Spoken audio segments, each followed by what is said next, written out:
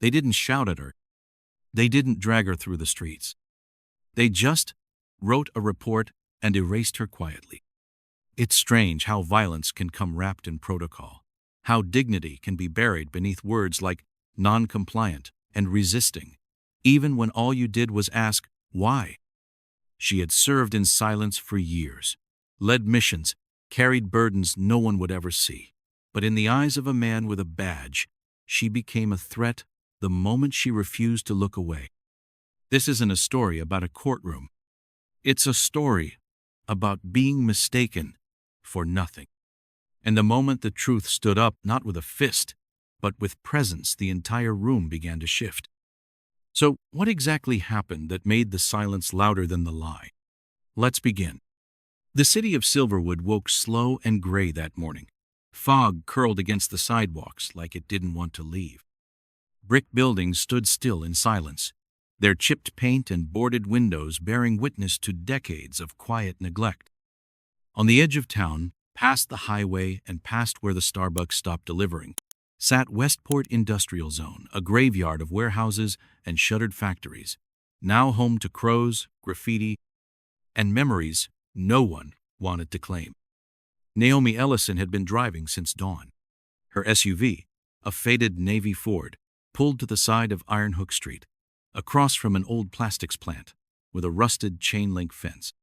She glanced down at her phone, pinched between two fingers, the glowing map showing she was only a block away from the address, 2189 Westport Lane. She killed the engine. The hum of the city faded. She sat still for a moment, watching her breath fog against the windshield. Her hands didn't tremble, they never did, but there was something in the air that morning. A weight, not dread, more like alertness. The kind of alertness you don't earn from coffee but from memory. The kind that never really goes away once it's been drilled into your bones. Naomi had worn black slacks, boots that didn't squeak, and a deep gray coat. She reached for her ID badge from the glove box, Westbridge Initiative, Security Risk Consultant, then stepped out onto the cracked concrete. It was 7:12 a.m. The warehouse she was visiting was supposed to be the new office space for a community initiative she just signed on to help. Veterans mental health outreach, low funding, high burnout. No public recognition, just the kind of cause Naomi gravitated toward since retirement, quiet, necessary, thankless. She walked past a row of dented dumpsters, her boots crunching gravel. That's when she heard it, the slow roll of tires behind her, the rhythm of suspicion. She didn't turn, not yet. The cruiser stopped 20 feet back. Then the voice came. "Ma'am, I'm gonna need you to stop right there." She stopped. Slowly, Naomi turned.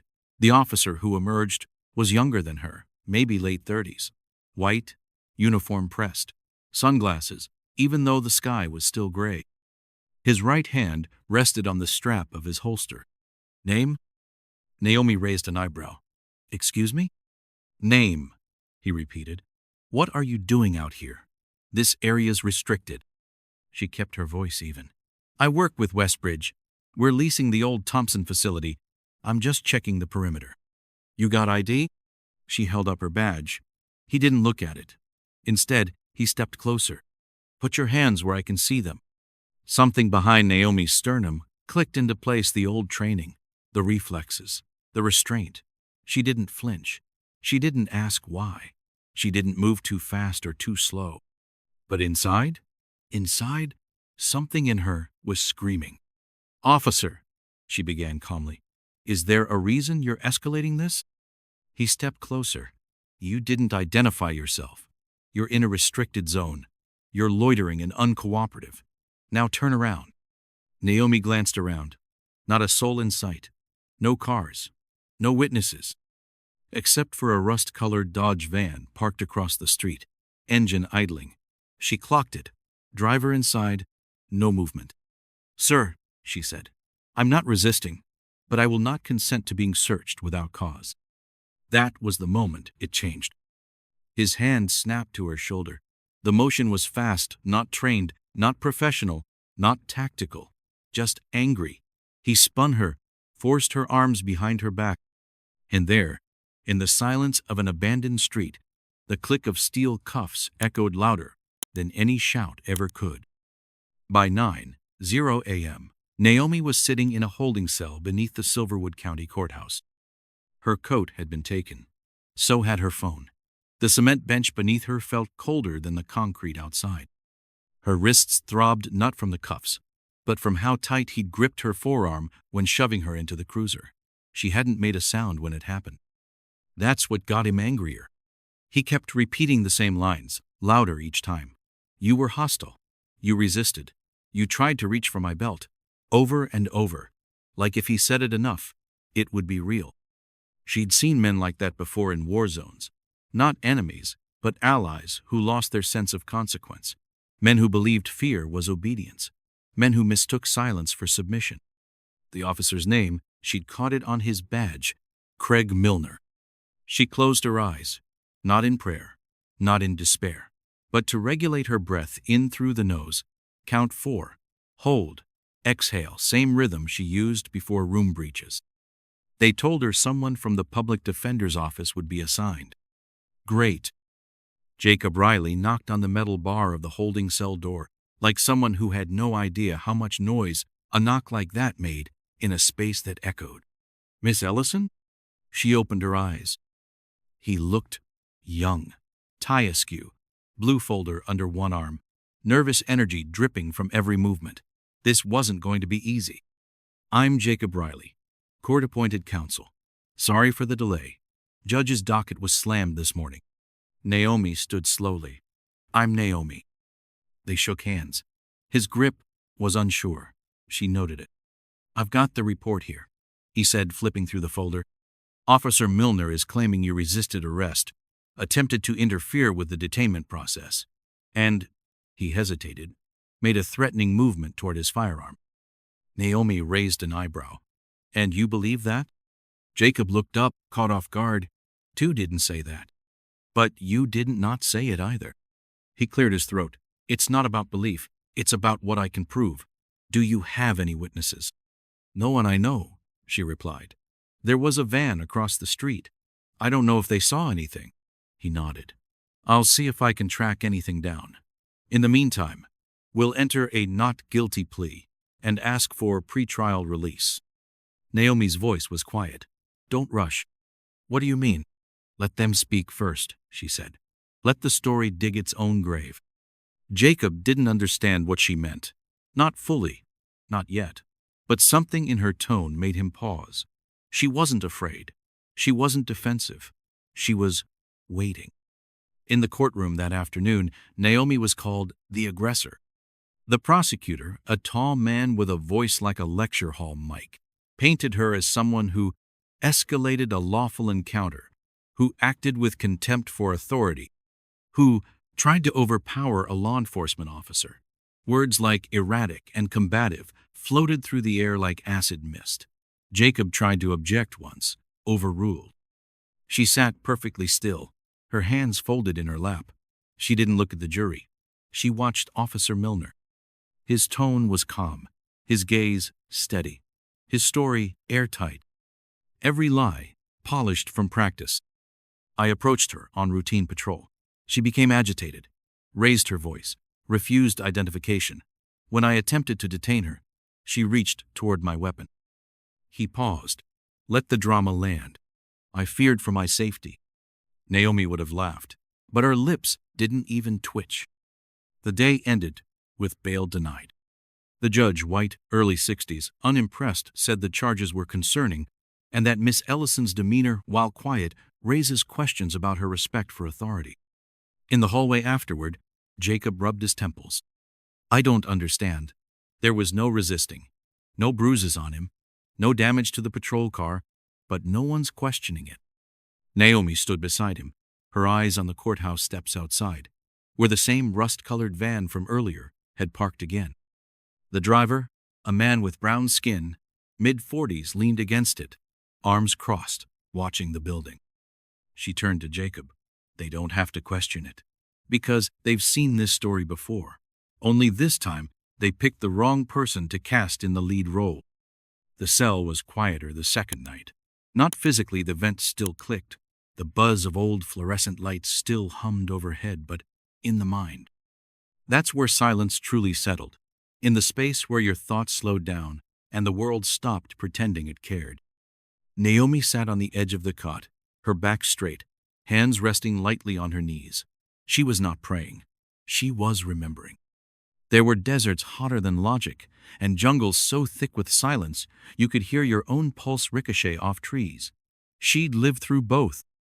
And yet this small, square box made of cold metal and colder policy, was something else entirely.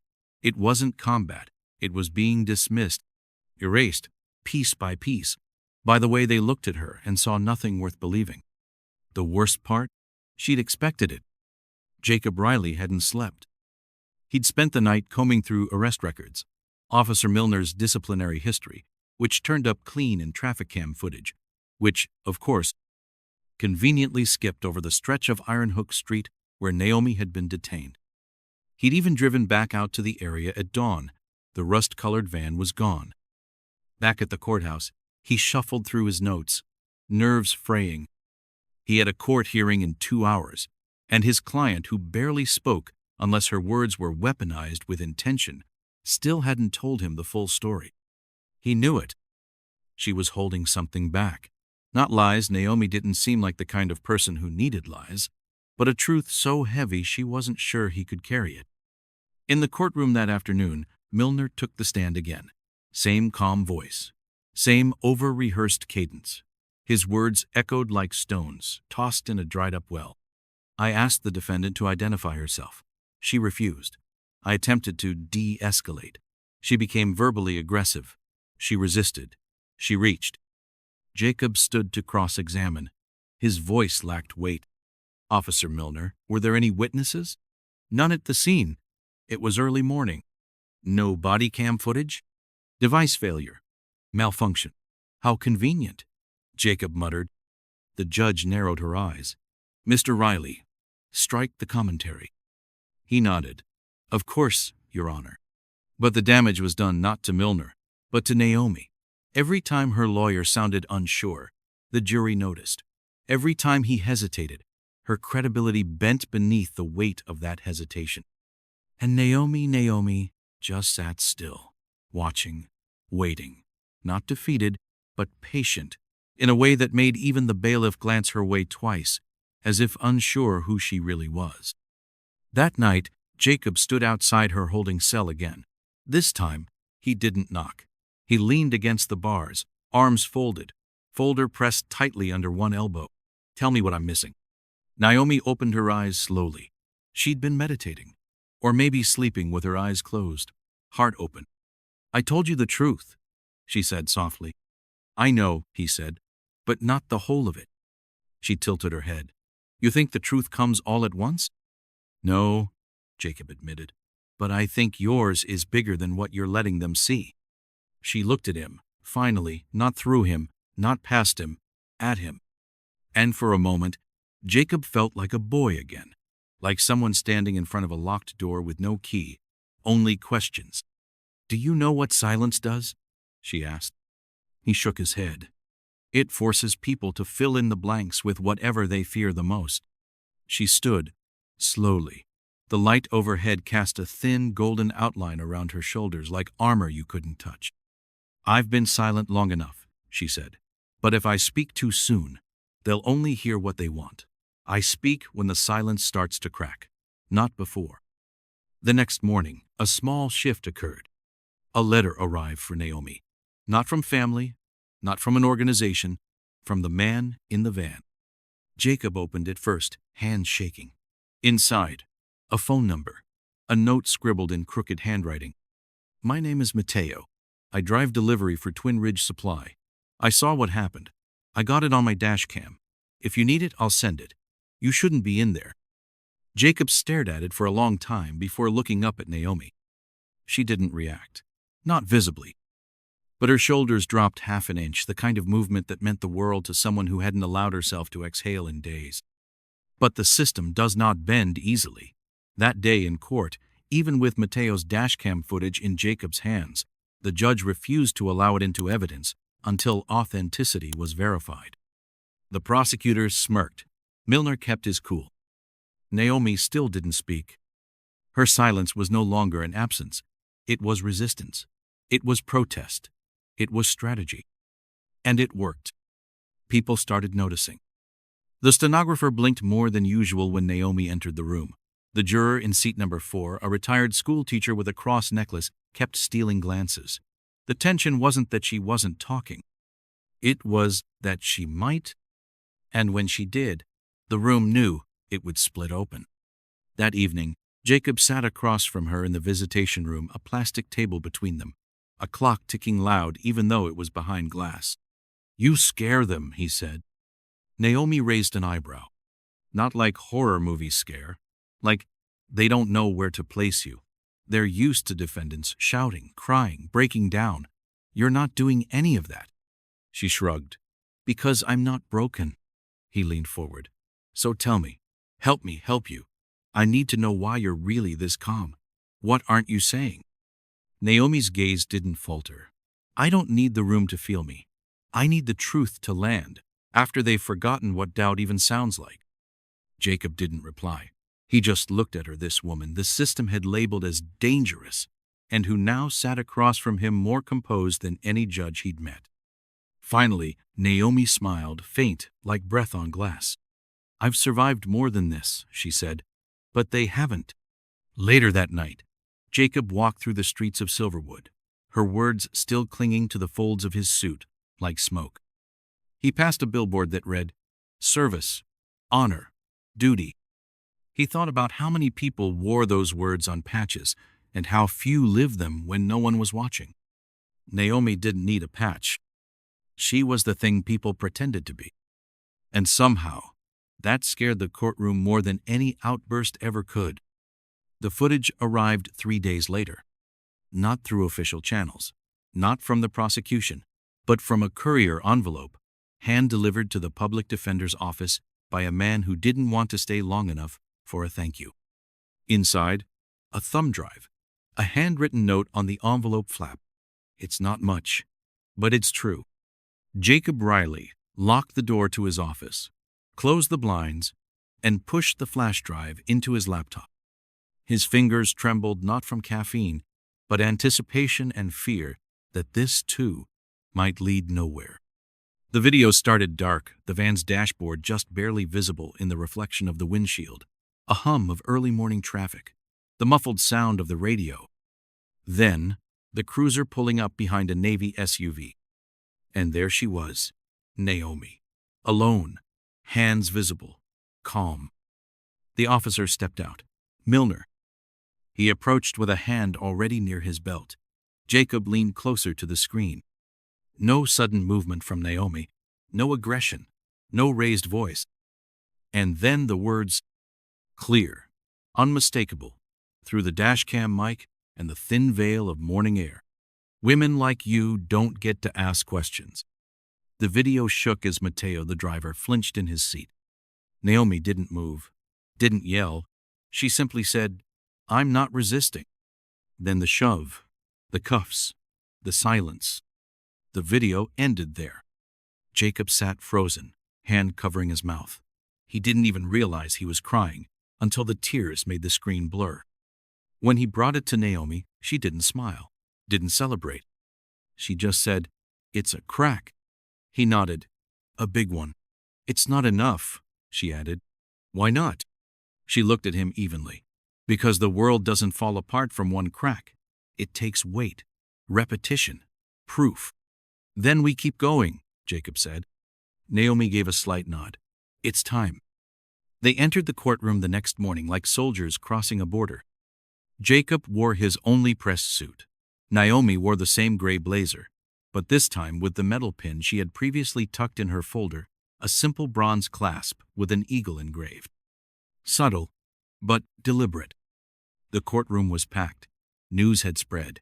A few local reporters sat in the back rows. There was talk of civil rights groups watching. Officer Milner's lawyers whispered more than they spoke aloud. The bailiff called order. Judge Mulligan entered with a face carved from granite. Jacob stood. "Your Honor," he began, his voice more confident than it had ever been. The defense has new evidence. The prosecutor groaned. This is highly irregular. Sit down, Mr. Avery, the judge said, without blinking. Let's see it. Jacob inserted the drive. And the room changed. The moment Milner's voice echoed across the speakers, saying those 7 words, "Women like you don't get to ask questions," the courtroom became a cathedral of disbelief. The jury flinched. The audience whispered. One of the officers in uniform at the back of the gallery stood abruptly and walked out. Naomi sat still, except for her hands unclasped now, resting gently on the table. Open palms, not in surrender, in peace. Milner's face cracked for the first time. Not a visible expression, but a tightening around the jaw, the kind that signals the body has realized the mind's illusion of control is slipping. The judge paused the video. She looked down at her bench, blinked 3 times slowly, then turned to the jury. You may continue, Mr. Riley. Jacob nodded and called Naomi to the stand. She stood. No music played, no hero's swell, just footsteps, soft and deliberate. She took the oath, and then she turned toward the courtroom, not toward Milner, not even toward the judge. To the jury, to the people. I was not angry, she said. I was not shouting. I was not reaching. I was not resisting. Her voice was calm, controlled, devastating. I asked a question, and for that, I was labeled a threat. She didn't cry. She didn't beg. She just spoke the way some people breathe, the way others survive. For 18 years, I served in the United States Marine Corps. I was a lieutenant colonel. I led teams, missions. I brought men and women home in flag-draped coffins and in victory. I've watched lives end, and I've been the reason some didn't. A stunned silence spread through the gallery. The prosecutor shifted in his seat. Naomi continued. But that morning, I wasn't a Marine. I wasn't a veteran. I wasn't even a citizen. I was a woman like you, whatever that means. She turned slightly toward Milner, but didn't look him in the eye. You didn't see me. You saw your assumption. You didn't hear my words. You heard your fear. She paused. And in that pause, every person in the courtroom, every juror, every officer, every passerby who had once scrolled past a similar headline was forced to sit in their own discomfort.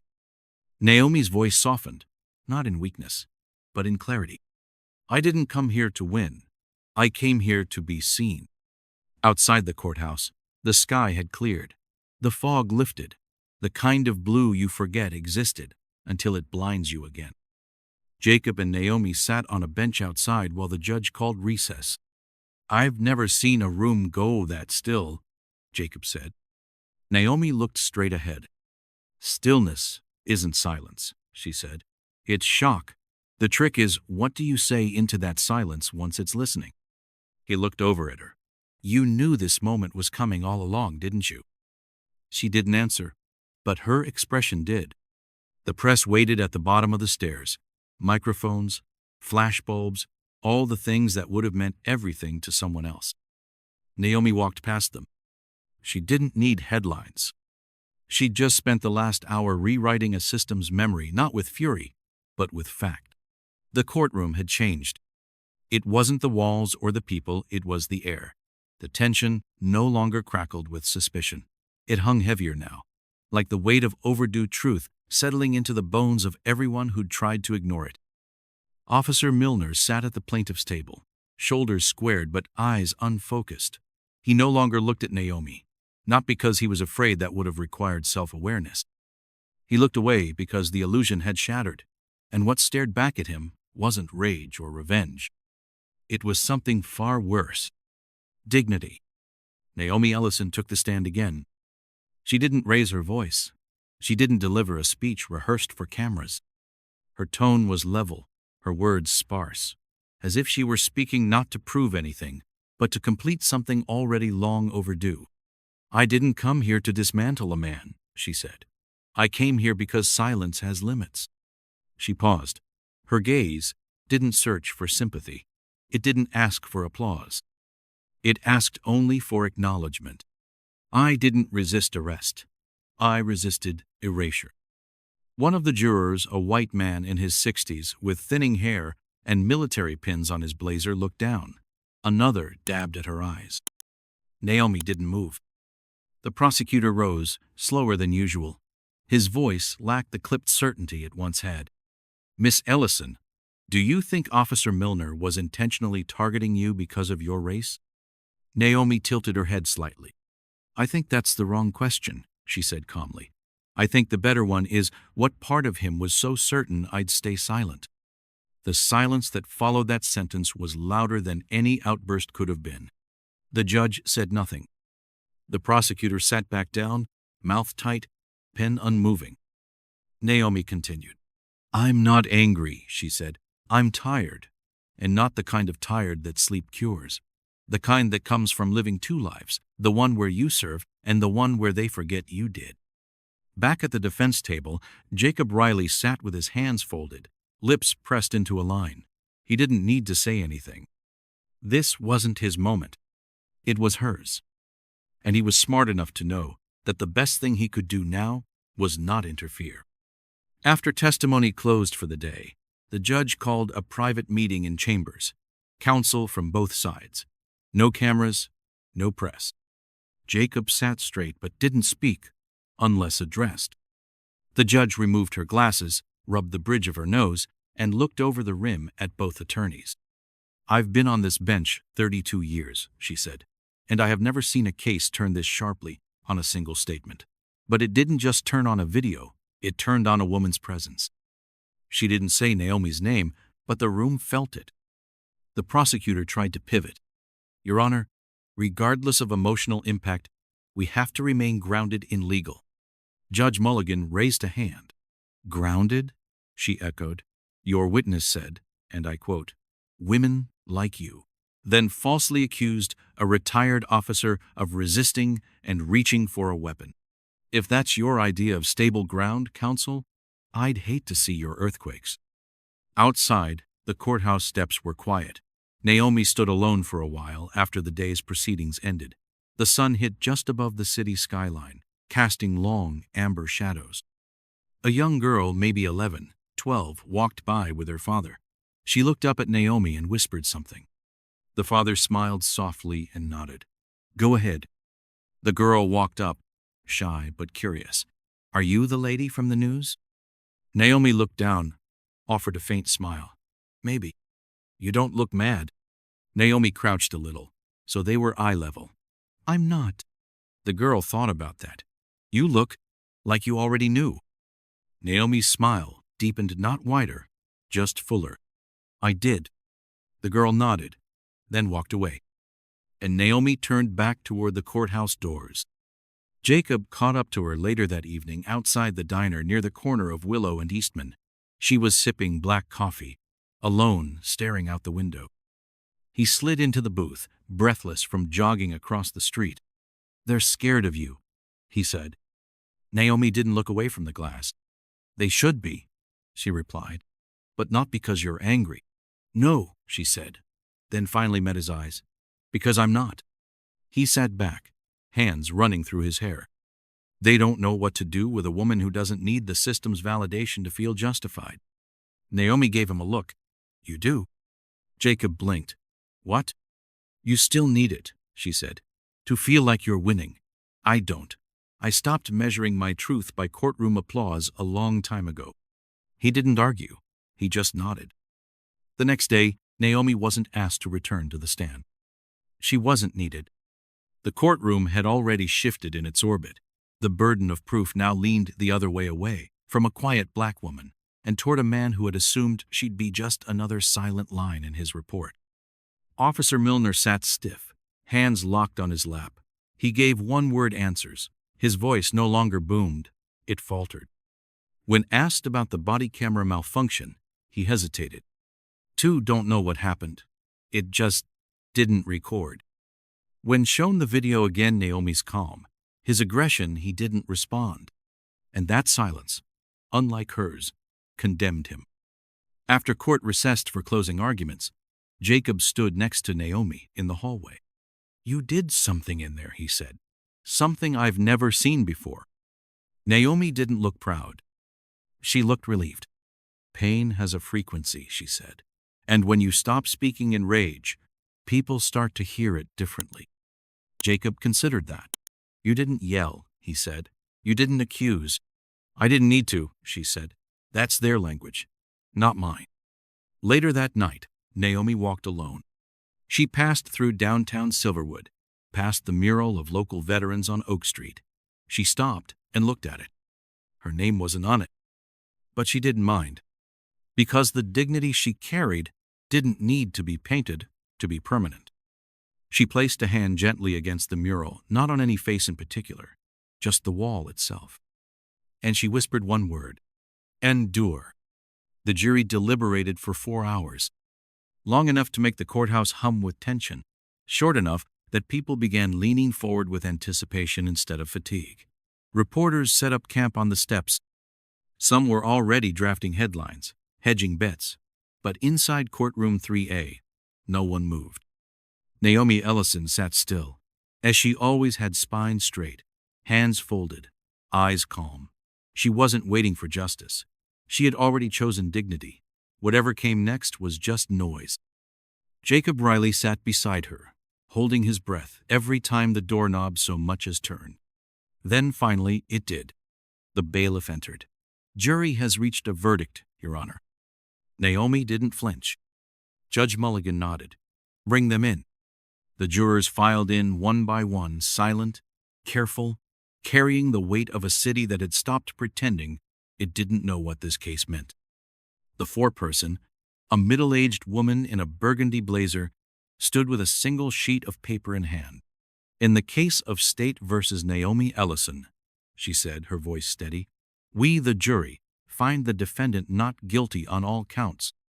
There was no outburst, no cheers, just a collective exhale, a sound that seemed to rise from the floorboards, as if even the walls had been holding their breath. Jacob whispered, Naomi, but she didn't look at him. She was already standing. Outside, the press swarmed like moths to a street lamp. Microphones stretched toward her like grasping hands. Miss Ellison, do you plan to file charges? Do you feel vindicated? What message do you hope this verdict sends? Naomi raised one hand, not in refusal but stillness. She waited for the noise to quiet itself. I didn't fight to win, she said. I stood to be seen. A beat. I didn't raise my voice because I wanted you to hear my silence. I didn't carry rage because I wanted you to feel my restraint. Justice isn't loud, and it isn't vengeful. But it always arrives when truth stands still long enough to be recognized. A reporter leaned in. Do you think Officer Milner should face consequences? Naomi's gaze was firm, but never sharp. I think systems that reward falsehood will always protect men like him, until we stop rewarding silence with comfort. Then she stepped away, not rushed, not defiant, just done. Officer Craig Milner was suspended 3 days later. An internal review unearthed 2 additional complaints. Buried, ignored, now no longer invisible. His badge was quietly turned in. No apology, no press conference. Just a desk emptied and a name quietly removed from a roster. Naomi never mentioned him again. 6 months later, a small room on the 3rd floor of the Silverwood Municipal Building was renamed. It had once been a cramped storage office, unused, forgotten. Now it bore a new plaque, the Ellison Room, dedicated to testimony, transparency, and truth. Inside were shelves of legal resources, a table for confidential counsel, a mural commissioned by a local art student, a black woman in grayscale, not shouting, but standing surrounded by fog, but untouched by it. Naomi visited once. Alone. She didn't speak. She just walked the perimeter of the room, ran her fingers lightly across the spines of books that hadn't yet been borrowed, and paused at the mural. She didn't recognize her own face in it. That was the point. This wasn't her room. It was for the others who would sit where she once sat, for the ones who hadn't yet stood. Jacob Riley was promoted 3 months after the verdict. Not because of Naomi's case, but because of how he changed after it. He no longer stumbled over objections. He no longer defaulted to settlements. He started listening harder, speaking less, and most of all, he started asking better questions. At a legal symposium later that year, he spoke on a panel titled, "The Witness Who Taught Me Stillness." He didn't say her name, but everyone in the room knew. Naomi Ellison returned to the Westbridge Initiative that fall. They offered her an administrative role. She declined. Instead, she asked for the smallest conference room in the building. She cleared out the filing cabinets and turned it into a drop-in space for women leaving prison, for veterans navigating housing, for anyone who had ever walked out of a courtroom feeling unseen. On the door, no title. Just 3 words. Ask. Don't assume. Sometimes, people would recognize her from the trial, from the news, from the story. But she never brought it up, because Naomi didn't need her name remembered. She just wanted her silence to echo a little longer in the spaces where the next woman would sit. And maybe, one day, stand. One night, as the city curled into another fog-soaked October, Naomi walked past the courthouse again. She stopped at the steps. There was no ceremony, no camera, just a moment of stillness between her and the building that once tried to reduce her to a headline. She stood there, hand in coat pocket, looking up. The door was closed. But the room that bore her silence, her truth, her restraint, that room was open now, and it would stay open long after her name was forgotten.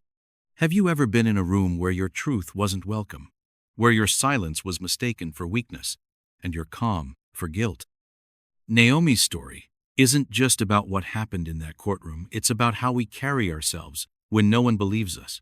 It's about quiet strength, the kind that doesn't need to shout to shake the walls, the kind that doesn't need revenge to reclaim dignity. Because sometimes the most powerful thing you can do is not disappear. And maybe that's the real victory, not proving the world wrong, but choosing to remain fully yourself, even when the world refuses to look. If this story moved you, inspired you, or reminded you of a moment when you stood alone but stood anyway, take a moment. Subscribe to the channel, leave your thoughts in the comments, and share this story with someone who needs to be reminded they're not invisible. I didn't need to raise my voice. I just needed the silence to speak louder than the lie. We'll see you in the next story. Stay tuned.